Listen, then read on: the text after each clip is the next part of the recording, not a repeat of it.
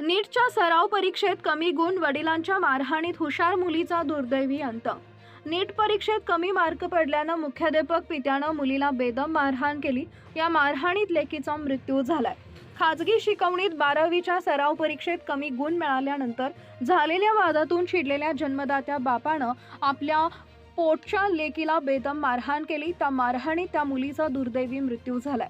सांगलीच्या आटपाडी तालुक्यातील नेलकरंजी इथं ही घटना घडली आहे। साधना धोंडीराम भोसले वय वर्ष 17 असं मृत मुलीचं नाव आहे।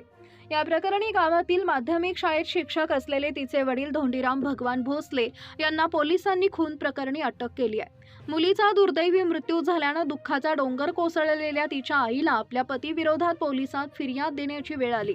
धोंडीराम भोसले राहणार नेलकरंजी इथं माध्यमिक विद्यालयात शिक्षक आहेत।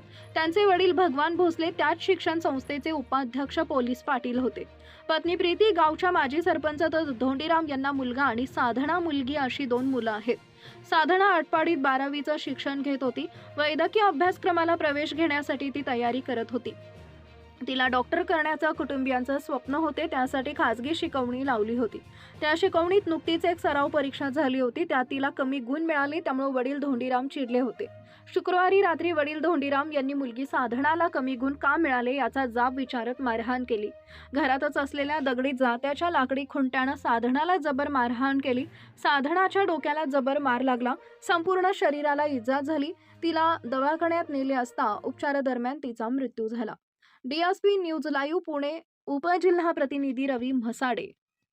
तिचे पती धोंडीराम भोसले हिने कॉलेजमध्ये टेस्टमध्ये कमी मार्क मिळाल्यामुळे मारहाण केली। त्यानंतर तिला हॉस्पिटलमध्ये उशपण हॉस्पिटलमध्ये सांगली येथे उपचार केंद्रात दाखल केले। उपचार चालू असताना ती मयत झाली।